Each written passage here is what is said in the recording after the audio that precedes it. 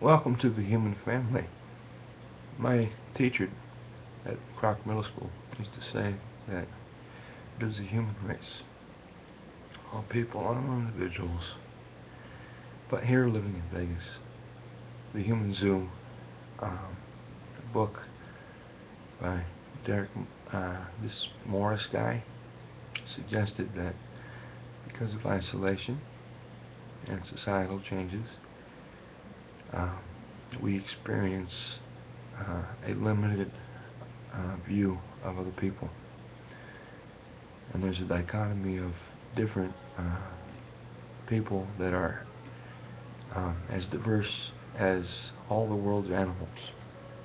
And the zoologist noted that whenever you treat um, all these diverse and different animals with the same brushstroke, you really do them a disservice. Well, as people, all these cities that we happen to live in, we've done the same thing. So, basically, I used to trust that people would understand. But typically, what happens is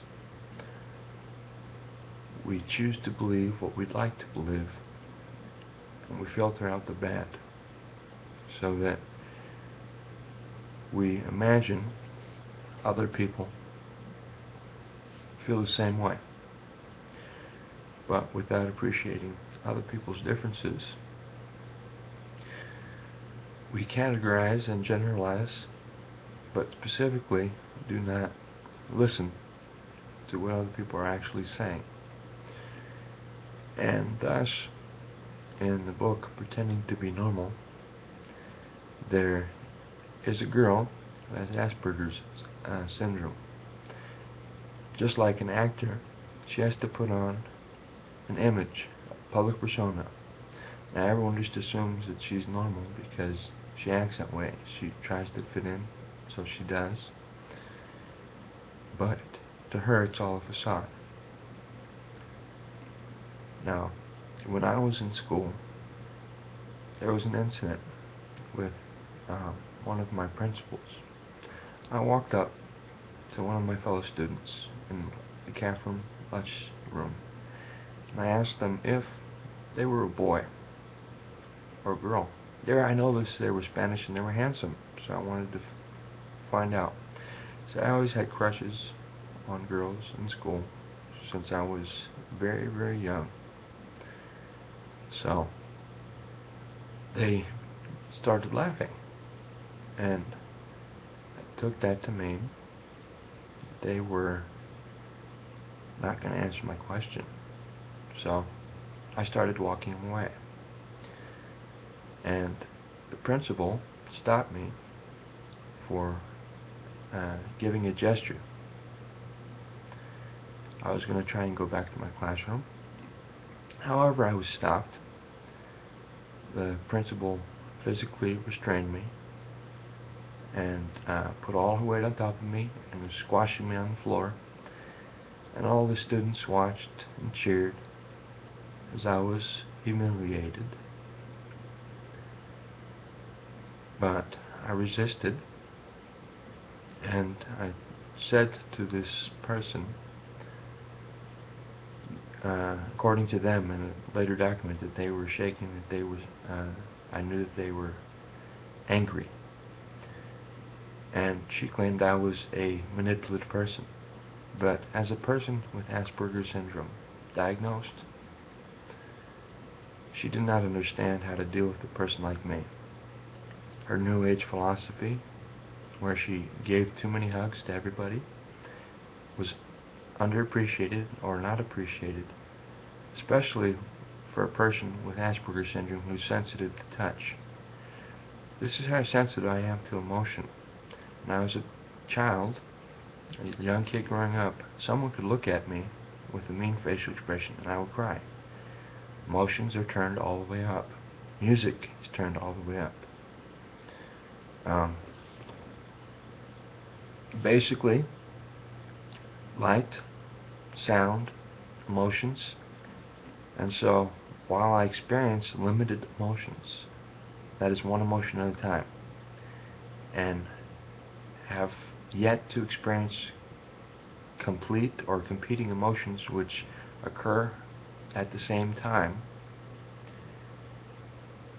You see, people don't understand that someone like me is emotionally at the age of a 4-year-old, because at that age is when a person develops a theory of mind.